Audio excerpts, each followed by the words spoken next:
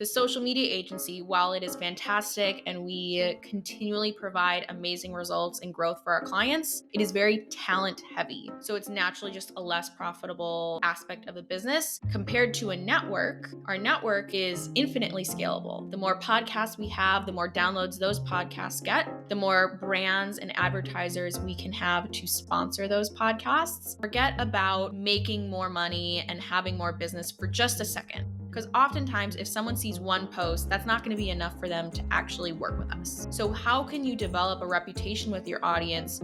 Hey, welcome to Behind the Frames podcast. Today, we're gladly joined by Kate Ponzi. Kate is the managing director at YAP Media, also known as the Young and Profiting Media. And in my episode with Kate, we talked about how she left her job at Nelson to work at YAP Media as one of the earliest members. We talked about the business structure of YAP Media between the podcast network, the agency, and the academy. And we also talked about how to best position yourself to build on LinkedIn. And welcome to my conversation with Kate.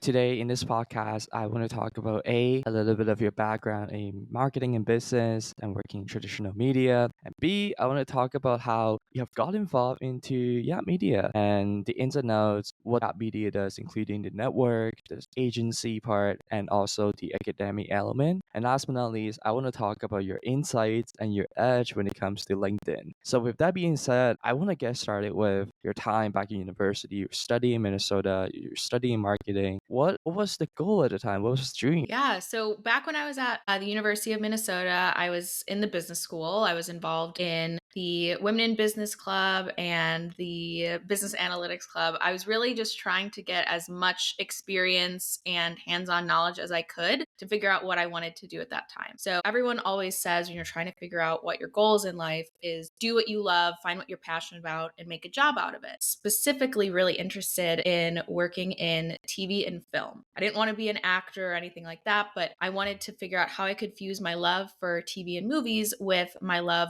for marketing and data. So I figured I would work in the TV industry, in the media industry, and then that would be a good foray into what I wanted to do post-college. And let's say you're in your senior year of university and you're about to graduate. What were the roles that you were looking for and how is the job hunting going? Yeah, so the summer before I graduated, I had an internship at a company called Nielsen, which is a market research and media company. And I interned there for the entire summer. I really enjoyed my time there. I loved getting to work on the media side of marketing and get to flex my data skills as well. So after that summer, going into my final year of college, I was offered a full-time position. So I actually had a job lined up before I entered my senior year, my last year of college, so that I didn't need to go through the recruiting season into my final semester. I actually had a role all ready for me when I was set to graduate. And with that, there is this person named Hala that changed the course of your career. So could you tell me a little bit about like who is Hala and how she changed your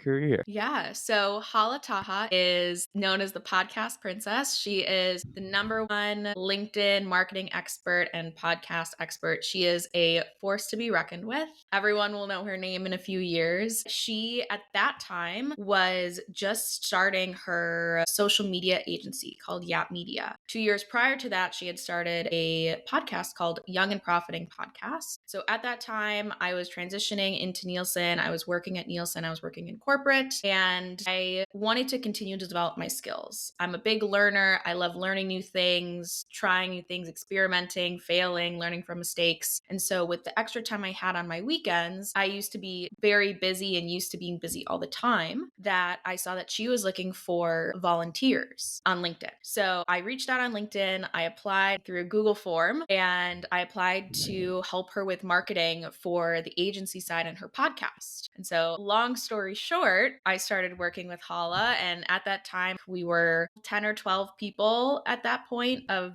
just the agency being a couple of months old and the podcast only being 2 years old at that point. And the rest is history. That's how I got introduced to Hala and how my career started to shift from there. I see, I see. And that was in 23 years ago. It was. It was actually in 2020 as well. In 2020, I made the shift. So I had been volunteering with Hala for several months and we were starting to build up the social media team. I took a leadership role of building out the social media team for the agency while I was volunteering, while I was still working at Nielsen. And it came to a point where Hala had just left because she was also building this agency as a side hustle. So she had left her full time corporate executive position at Disney streaming services in February of 2020. And right after that, I came on in March 2020 full time at YAP. And that was over 3 years ago now. The idea with volunteering is actually really, really cool because when it comes to like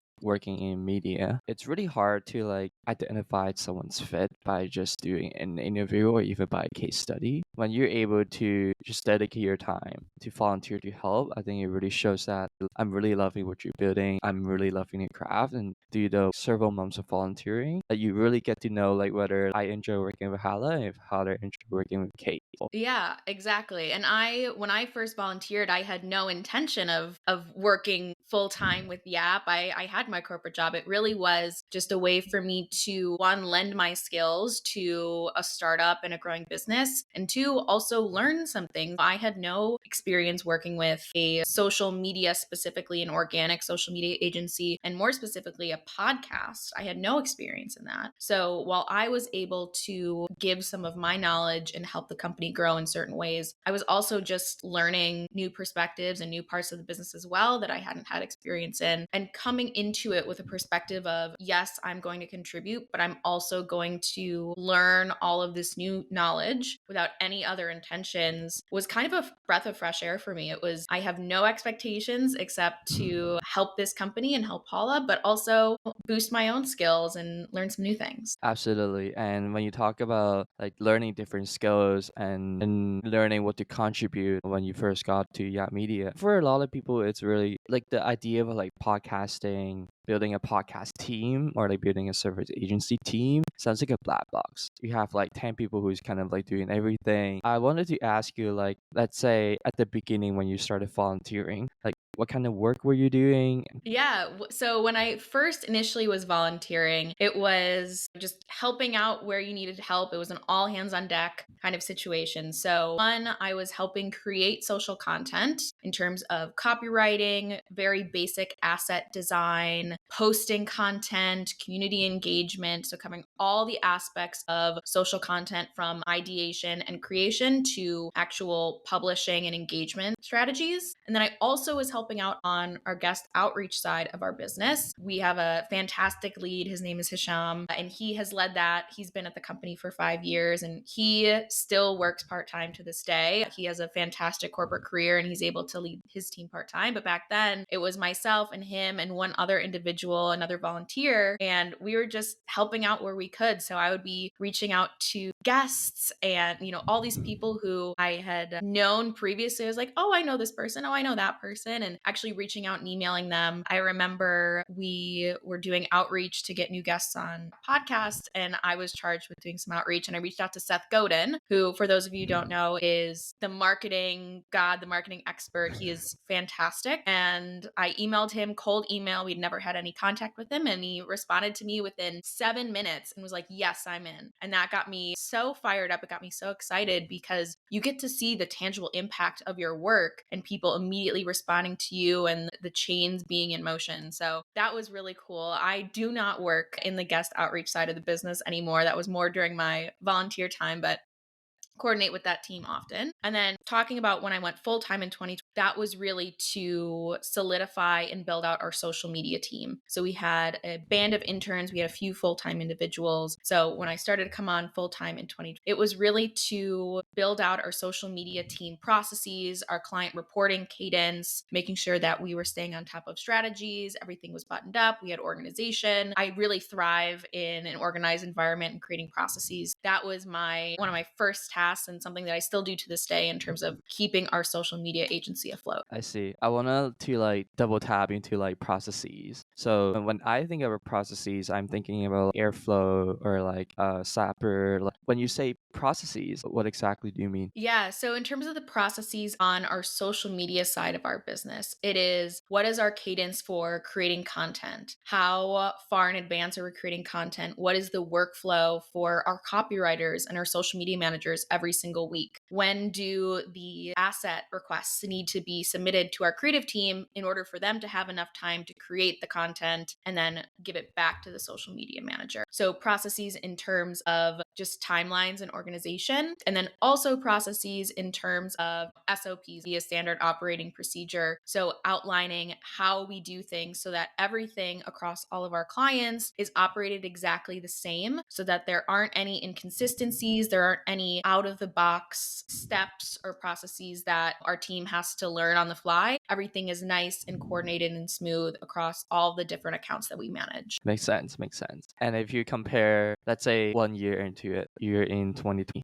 Comparing to your previous corporate job, you said that YAP Media feels like a startup because it was like a very small, lean team. You're working service agency, primarily on the socials, Mhm. versus your corporate job where you're working at like a really huge corporation doing market intelligence. What are the major differences and surprises from working at Yap Media for those who are thinking I wanted to leave my corporate job and join something similar? Like what would you point out? There are benefits to corporate and startups and negatives. So it's really weighing the pros and cons based on who you are as an individual. So, one of the things that I really found important for myself, and it's really what was the defining moment for me in choosing to leave corporate and work full time with Yap and build this company, was I really value as an individual feeling and seeing that the impact that I'm making, see that reverberate and seeing all of those ripples. And so in corporate, oftentimes, especially when you're starting out, you're a very low level position. You're doing work, you're working every single week, but you're not able to necessarily see that work have an effect on your clients or throughout the larger corporation.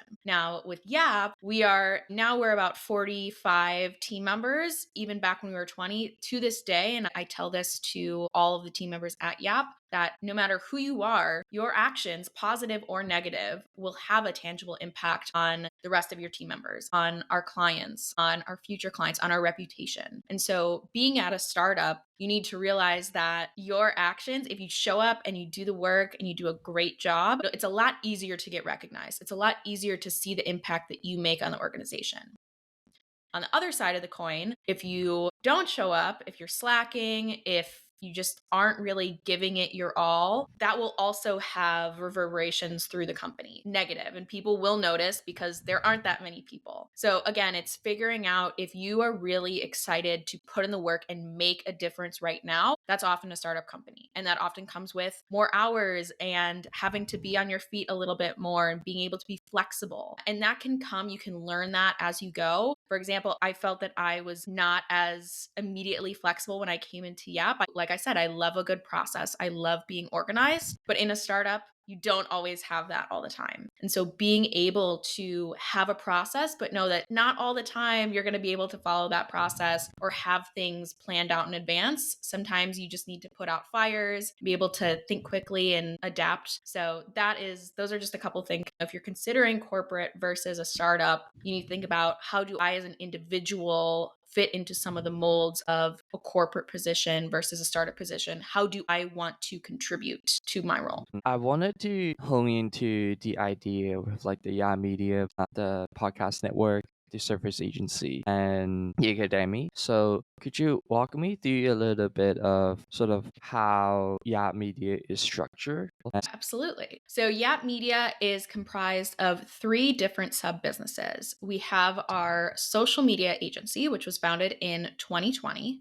So, the social media agency is servicing best-selling authors, top podcasters, CEOs, all with the goal of helping them amplify their personal brand. So, we are focused on organic social media content. LinkedIn is our bread and butter. We are the number one LinkedIn marketing agency. And then we also create Instagram content and support with Facebook and Twitter. So that is our social media agency. We're a boutique white glove service. Then we have our network, our podcast network, which is the number one business and self-improvement podcast network with the goal of helping podcasts grow and monetize their shows. So we have a whole section of podcasts under the network. And then we have our YAP Academy, which is our educational arm of YAP. Essentially, all of the products and the content and the knowledge that we have for the agency side of our business, Hala and I wanted to make that knowledge more accessible for those who couldn't afford our services. And so our academy is typically run at about once a quarter is our LinkedIn Secrets Masterclass, which we teach everyone in that class everything that they need to know to succeed on LinkedIn, how to post the right content, what the algorithm looks like, what kinds of DMs and invites you need to send so that they're able to amplify their influence in doing it themselves or with the team of VAs. Makes sense. And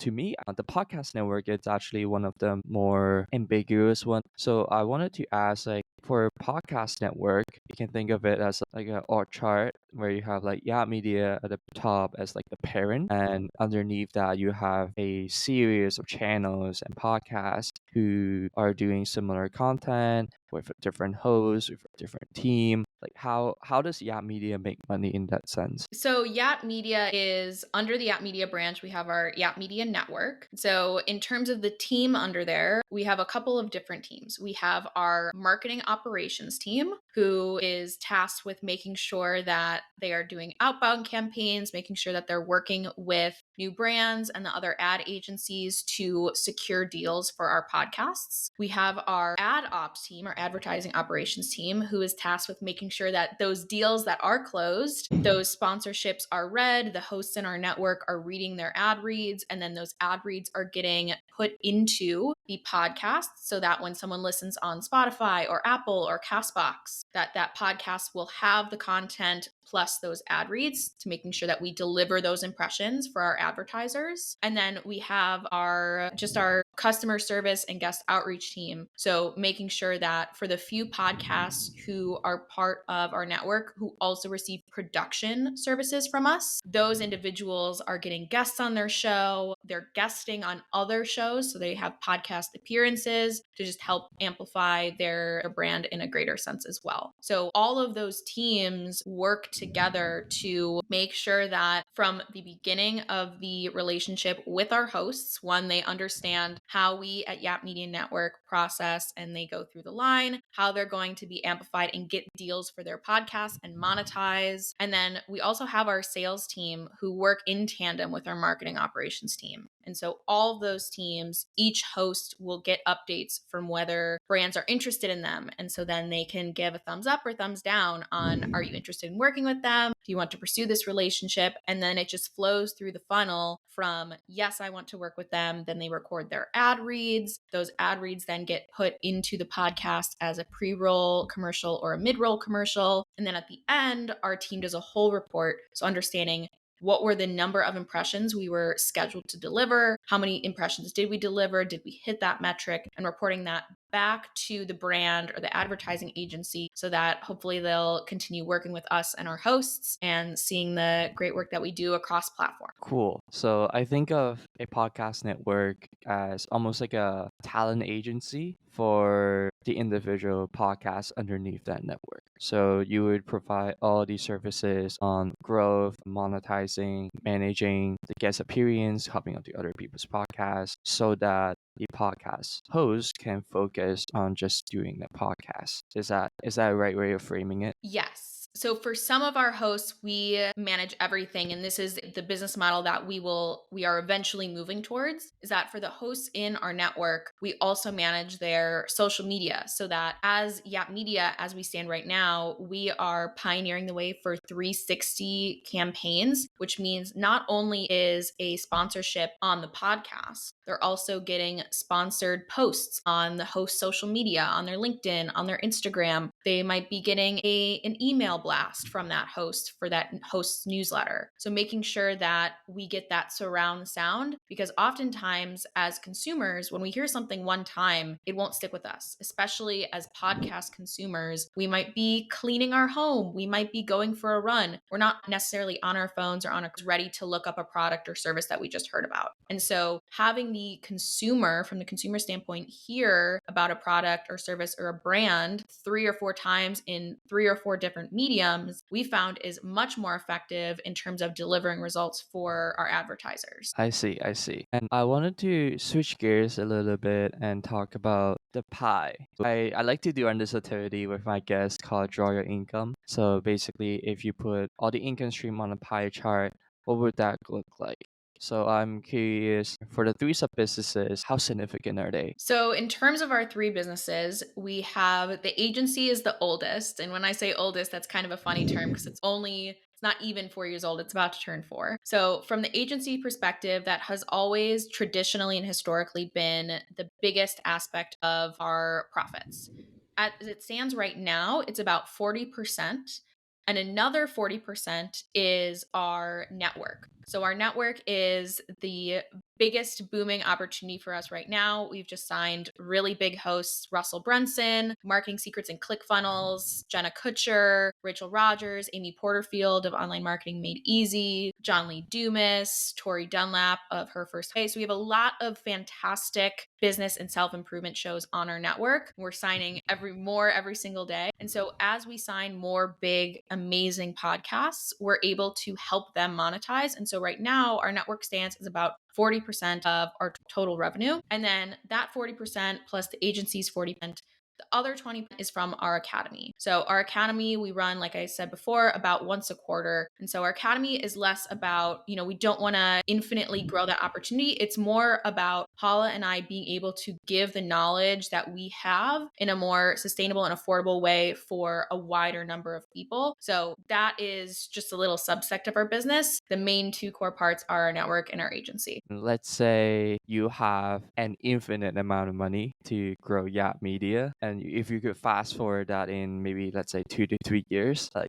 what would that look like for you two? That's a good question. I imagine we would use that money for the network side of the business. That is such a lucrative aspect right now. And the social media agency, while it is fantastic and we continually provide amazing results and growth for our clients, it is very talent heavy, meaning it requires a lot of horsepower and humans to power and deliver those results, right? We've got copywriters, we've got engagement specialists, we've got social media managers, we've got graphic designers. So there's a lot of work that goes into those results. So it's naturally just a less profitable aspect of the business compared to a network. Our network is infinitely scalable. The more podcasts we have, the more downloads those podcasts get, the more brands and advertisers we can have to sponsor those podcasts, and then just continually use that. So say in 2 to 3 years, an infinite amount of money we would probably use to reinvest and grow our shows so that we get new listeners. And then those audience members and those impressions, we're able to sell more lucrative sponsorships for our hosts and podcasts in our network so that we're able to deliver results and help the brands that advertise on our network get the results that they're looking for too.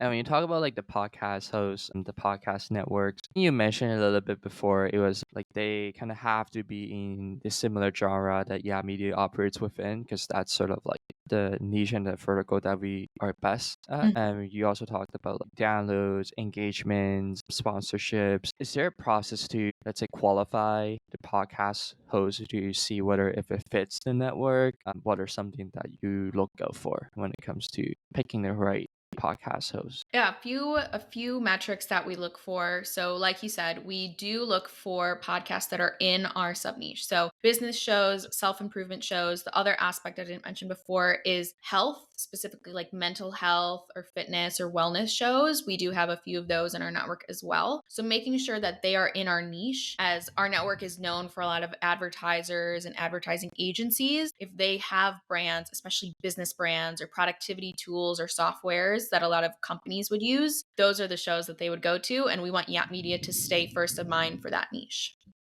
So that's one way. We want to make sure that they're first in our niche. The second that we look at is the number of downloads they get per month. So we need to make sure that they're hitting a specific number of impressions and downloads per month, the number of listeners they have, to make sure that, unfortunately, advertisers typically don't look at a show who has less than 40 downloads a month, 60 downloads a month. There's a certain threshold, and it is a little bit subjective, especially if there's maybe a slightly smaller show, but that show, that host has a very engaged newsletter or social media following. Those factors are important. So if you have a podcast, but it doesn't necessarily have as many downloads as a typical network would take to have you as being repped, you can also present how many social media followers you have, what type of engagement you get on those social media platforms, what kind of engagement you get on newsletters. Do you have 20 email subscribers? Because those are gold. Those people trust you. They have followed you for probably a long time. And those are just as important to some advertisers as podcast listeners, especially when it's offered in tandem to a podcast sponsorship. I see. So it's primarily I boil down to sort of the fit within the genre and also like the size and depth of the community, like beyond Exactly. just like the podcast, but also like socials in general. So I say then for how long they've been creating content that wouldn't matter as much in comparison to the two factors that you mentioned before. Correct. So if for some reason you started a podcast, it got on Apple's New and Noteworthy, which is a very big accolade for new podcasts. Very, very few are able to get on that. But if you are on the Apple New and Noteworthy, your podcast can blow up overnight. So let's say somehow your podcast went viral, you now get tens of thousands of listeners and downloads. If you've only been doing it for a few months and the number of impressions and downloads you're getting are consistent, it doesn't matter compared to how long you've been creating content. Now, I will add an asterisk to that by saying it is helpful, especially if you've been creating content a little bit longer, when podcasts are looking at a cross channel campaign. So, not just your audio listeners, but if you have a YouTube channel or, like I talked about before, a Yeah. social channel and social followers or email newsletters, those are all extra things that can be bonuses to sponsors and advertisers. Oftentimes they're added in as AV, which is added value, just to help provide that extra value and extra visibility to brands. So to answer your question, no, you don't necessarily, it's not as important in terms of how long you've been creating content as how many downloads and impressions you're getting. But the most important thing, especially if you blew up overnight, you went viral, is are those downloads and impressions consistent? Cool. I think that makes a lot of sense. And now I wanted to move into session three to talk a little bit about your experience with LinkedIn. So, yeah, part of the academy is the LinkedIn Masterclass, and you were a huge part of that. So, I wanted to actually wind back to the beginning of your experience creating a LinkedIn. How was the early days of LinkedIn content look like? Yeah, so when I had first started using LinkedIn back several years ago, I created a profile as most of us were recommended to do by others in our network. And so I primarily had just used LinkedIn as an external facing asset. I wasn't really utilizing it to the maximum potential I could have been. And it wasn't until working at YAP, and I should say working at YAP for several years, until I decided to experiment with my own content creation journey. Oftentimes I am the person behind a lot of other profiles, and I wanted to take a stab at creating content for myself. And so in 20, I started to create content every single day for myself for the first quarter. I was able to do it. It just refreshes you and reminds you how much work it has and how much impact you can make in a short time. I think I grew 2,000 followers in 2 months on LinkedIn from having about 1,000 followers, so very little. And it was a fun journey. Sadly, I have not continued it as much as I would like to, just due to a lot of the demands being a managing partner at YAP. But it is definitely something that I imagine that I would resume in the future when I have a little bit more time on my hands and I'm able to dedicate that focus to make sure that I'm providing the most actionable content to the people who follow me. But really looking at it is I'm using all the knowledge that I'm teaching other people and using it for myself. So LinkedIn has changed a lot since I've been on the platform there, but there are lots of things that have really stayed true in terms of it being first and foremost a career and a professional development and educational site. You mentioned about utilizing it to the maximum potential. And I also think that a lot of times they're trying to use LinkedIn as a reputation building tool and also a lead generation tool. So what I meant by that is just like they're trying to like increase awareness of their personal brand and they're trying to like get traffic to, let's say, their website or their service agency. I'm curious, what are some of the dramas that you think might not be the most suitable on LinkedIn? Yeah, you mentioned it earlier, is people are often trying to use LinkedIn for their own personal benefit. Most people are trying to use LinkedIn to their own personal benefit, either to drive leads, get more business, become more known in their space, all of which are valid goals. But the main problem that I see on LinkedIn oftentimes, especially when someone comes to me and they're saying, my content's not working, my LinkedIn isn't doing anything for me, and I go to their profile, 9 times out of 10, their posts are incredibly promotional and salesy. They're not providing any value to their audience. And so I challenge everyone to say, take a step back. If you're the consumer, would you find this valuable? Forget about selling to these people. Forget about making more money and having more business for just a second.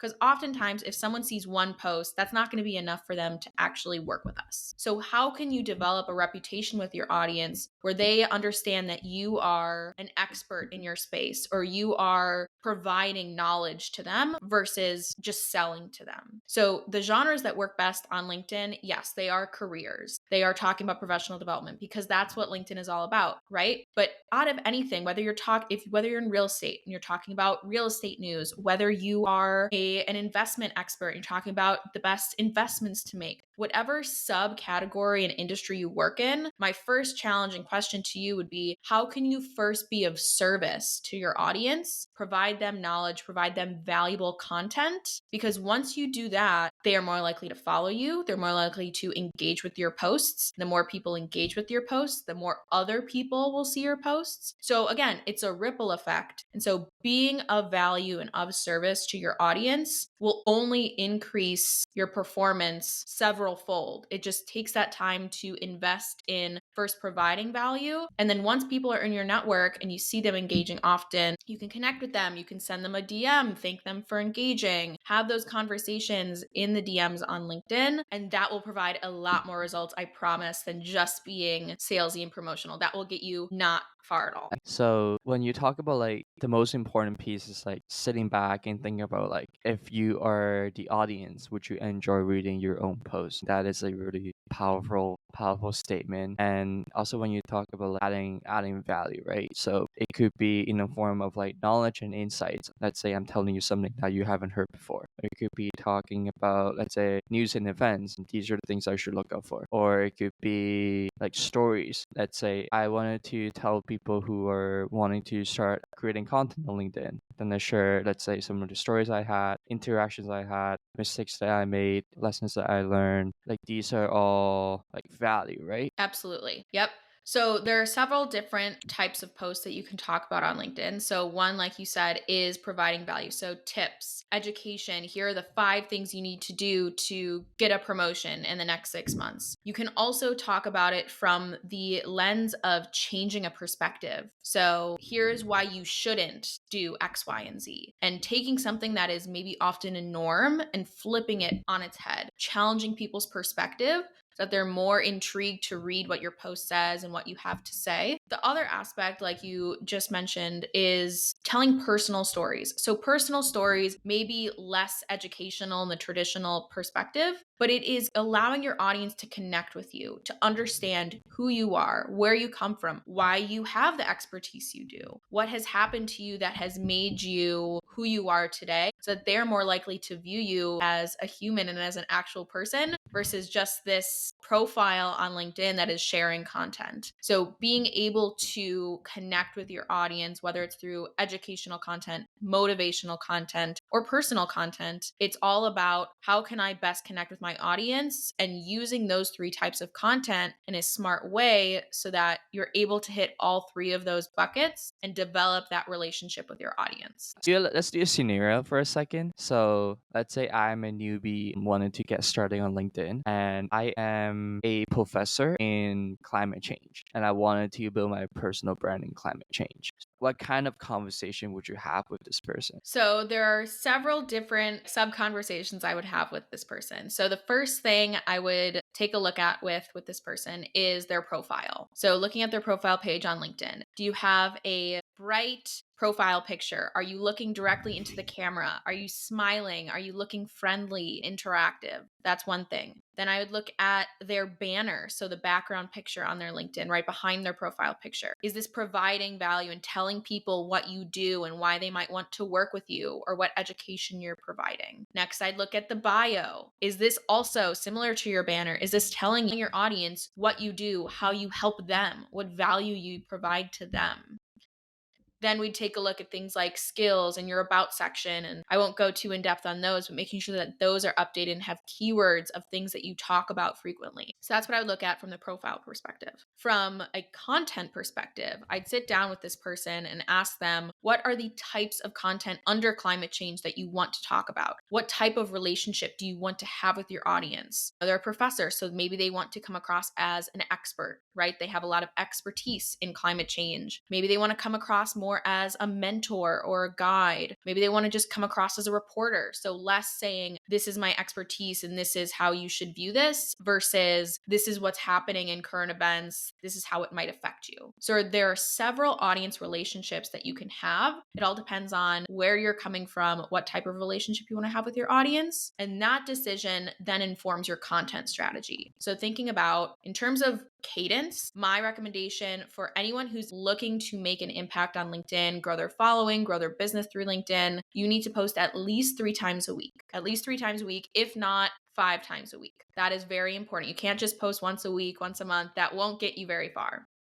So making sure that you have a good and consistent content cadence, and then making sure that your content spreads across those 3 types of content that I talked about before: motivational, educational, and personal. If you're posting 3 times a week, you can do one of each. If you're posting 5 times a week, do a mix, 2, 1, however it works for you, but making sure that you have a good mix of that content so that your audience can grow and learn from you and move forward. And then my last piece of advice, which is very nitty gritty and I won't go into the details, is looking at the actual copy and content that you're creating and the assets. Is it skimmable? Is it understandable in less than 30 seconds? Can you read it really quickly? Is it able to convey knowledge and value in a way that's quick and punchy and you're able to figure that out really quickly as an audience? And then from an asset perspective, is it following best practices? So are things centered? Are they aligned? Are there just a few elements? There's not too many elements. If it's a picture of you, are you looking at the camera? Is it high quality? So there's a lot of nitty gritty aspects that you can go into when you're just first starting out on LinkedIn.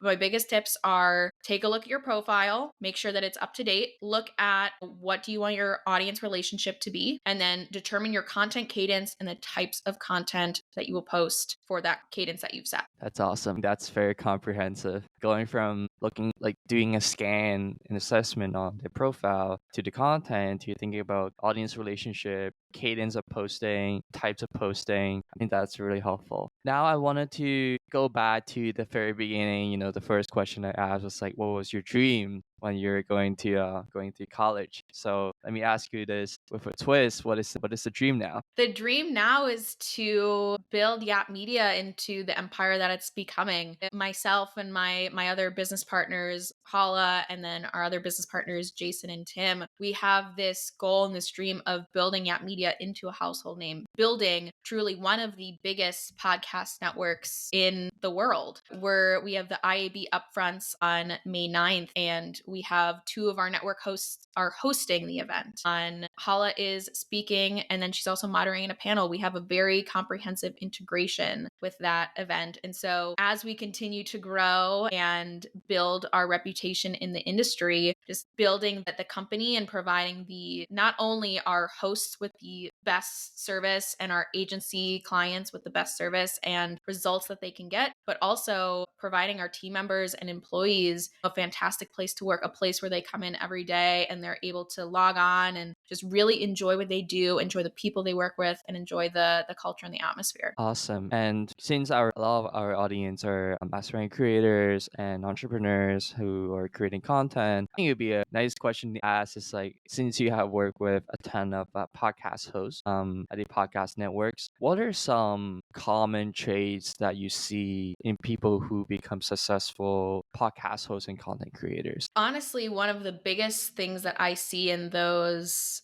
individuals who are successful is that they have a drive. Now, that drive may be to be incredibly ambitious and be a business boss. It may be to they're craving a work-life balance and building a business that works for them while they're sleeping and having a little bit more autonomous business. Some people are working to better the planet. So whatever your why is, whatever the drive is, those people have found theirs and are leaning into it. And they all have different goals. They all have different things that they want to accomplish with their business, but they understand and know why they're doing it, what impact they want to make on the world, what impact they want to make on their audience, and just have really leaned into that. So that's one of the biggest traits I see. The other trait is that they're all incredibly generous with their knowledge. So going back to talking about value and sharing educational content on LinkedIn, one thing that I often see with all of these incredibly talented Fortune 500 CEOs, best-selling New York Times best-selling authors, leadership coaches, they all want to give back